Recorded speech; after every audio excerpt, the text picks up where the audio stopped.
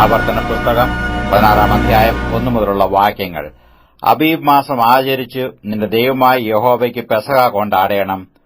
അബീബ് മാസത്തിലല്ലോ നിന്റെ ദൈവമായ യഹോവ രാത്രിയിൽ നിന്നെ മിസ്രയീമിൽ നിന്ന് പുറപ്പെടുവിച്ചത്.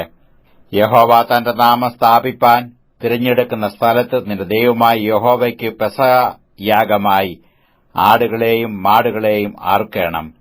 നീ മിസ്രയീം ദേശത്തുനിന്ന് പുറപ്പെട്ട ദിവസത്തെ നിന്റെ ആയുഷ്കാലമൊക്കെയും ഓർക്കേണ്ടതിന് അതിനോടുകൂടെ പുളിച്ച അപ്പം തിന്നരുത്. നീ കഷ്ടതയുടെ ആഹാരമായ പുളിപ്പില്ലാത്ത അപ്പം 7 ദിവസം തിന്നേണം. തത്രപ്പാടോടുകൂടെയല്ലോ നീ മിസ്രയീം ദേശത്തുനിന്ന് പുറപ്പെട്ടത്. 7 ദിവസം നിന്റെ ദേശത്തെങ്ങും പുളിച്ച അപ്പം കാണരുത്. ആദ്യ ദിവസം വൈകുന്നേരം അറുത്ത മാംസത്തിൽ ഒട്ടും രാവിലേക്ക് ശേഷിക്കരുത്. നിന്റെ ദൈവമായ യഹോവ നിനക്ക് തരുന്ന ഏതെങ്കിലും ഒരു പട്ടണത്തിൽ വെച്ച് പെസഹായെ അറുത്തുകൂടാ.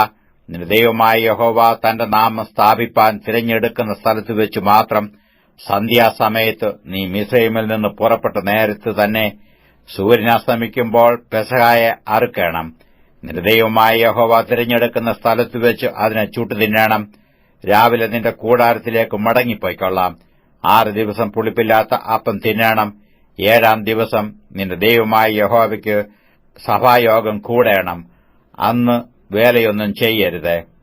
പിന്നെ 7 ആഴ്ചവട്ടം എണ്ണേണം. വിളയിൽ അരിവാൾ ഇടുവാൻ ആരംഭിക്കുന്നത് മുതൽ 7 ആഴ്ചവട്ടം എണ്ണേണം. എന്നിട്ട് നിന്റെ ദൈവമായ യഹോവയ്ക്ക് വാരോത്സവം ആചരിച്ച് നിന്റെ ദൈവമായ യഹോവ നിന്നെ അനുഗ്രഹിച്ചതിനു തക്കവണ്ണം നിന്റെ സ്വമേധാദാനങ്ങൾ അവന് അർപ്പിക്കണം. നിന്റെ ദൈവമായ യഹോവ തന്റെ നാമം സ്ഥാപിപ്പാൻ തിരഞ്ഞെടുക്കുന്ന സ്ഥലത്ത് വെച്ച് നീയും നിന്റെ പുത്രനും പുത്രിയും നിന്റെ ദാസനും ദാസിയും നിന്റെ പട്ടണങ്ങളിലുള്ള ലേവ്യനും നിന്റെ ഇടയിലുള്ള പരദേശിയും അനാഥനും വിധവയും നിന്റെ ദൈവമായ യഹോവയുടെ സന്നിധിയിൽ സന്തോഷിക്കണം. നീ മിസ്രയീമിൽ അടിമയായിരുന്നുവെന്നു ഓർത്ത് ഈ ചട്ടങ്ങൾ പ്രമാണിച്ച് നടക്കണം. കളത്തിലെ ധാന്യവും ചക്കിലെ വീഞ്ഞും ശേഖരിച്ചു കഴിയുമ്പോൾ നീ 7 ദിവസം കൂടാരപ്പെരുന്നാൾ ആചരിക്കണം.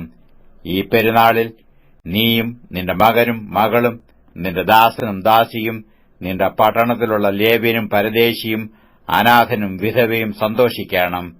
യഹോവ തിരഞ്ഞെടുക്കുന്ന സ്ഥലത്ത് വെച്ച് നിന്റെ ദൈവമായ യഹോവയ്ക്ക് 7 ദിവസം പെരുന്നാൾ ആചരിക്കണം. നിന്റെ അനുഭവത്തിലൊക്കെയും നിന്റെ കൈകളുടെ സകല പ്രവൃത്തിയിലും നിന്റെ ദൈവമായ യഹോവ നിന്നെ അനുഗ്രഹിക്കും. അതുകൊണ്ട് നീ വേണ്ടുവണ്ണം സന്തോഷിക്കണം. നിന്റെ ദൈവമായ യഹോവ തിരഞ്ഞെടുക്കുന്ന സ്ഥലത്ത് നിന്റെ ആണുങ്ങളൊക്കെയും പുളിപ്പില്ലാത്ത അപ്പത്തിന്റെ പെരുന്നാളിലും വാരോത്സവത്തിലും കൂടാരപ്പെരുന്നാളിലും ഇങ്ങനെ സംവത്സരത്തിൽ 3 പ്രാവശ്യം അവന്റെ സന്നിധിയിൽ വരേണം. എന്നാൽ യഹോവയുടെ സന്നിധിയിൽ വെറുങ്കൈയായി വരരുത്. നിന്റെ ദൈവമായ യഹോവ നിനക്ക് തന്നിട്ടുള്ള അനുഗ്രഹത്തിന് തക്കവണ്ണം ഓരോരുത്തൻ താന്താന്റെ പ്രാപ്തി പോലെ കൊണ്ടുവരേണം. നിന്റെ ദൈവമായ യഹോവ നിനക്ക് തരുന്ന എല്ലാ പട്ടണങ്ങളിലും ഗോത്രം തോറും ന്യായാധിപതിമാരെയും പ്രമാണികളെയും നിയമിക്കണം. അവർ ജനത്തിന് നീതിയോടെ ന്യായപാലനം ചെയ്യണം. ന്യായം മറിച്ചു കളയരുത്. മുഖം നോക്കരുത്. സമ്മാനം വാങ്ങരുത്. സമ്മാനം ജ്ഞാനികളുടെ കണ്ണ് കുരുടാക്കുകയും നീതിമാന്മാരുടെ കാര്യം മറിച്ചു കളയുകയും ചെയ്യുന്നു. നീ ജീവിച്ചിരുന്നു നിന്റെ ദൈവമായ യഹോവ നിനക്ക് തരുന്ന ദേശം കൈവശമാക്കേണ്ടതിന് നീതിയെ തന്നെ പിന്തുടരണം. നിന്റെ ദൈവമായ യഹോവയ്ക്ക് നീ പണിയുന്ന യാഗപീഠത്തിനരികെ യാതൊരു അശേര പ്രതിഷ്ഠയും പ്രതിഷ്ഠിക്കരുത്. നിന്റെ ദൈവമായ യഹോവ വെറുക്കുന്ന ഒരു ശിലാസ്തംഭം നാട്ടുകയും അരുത്.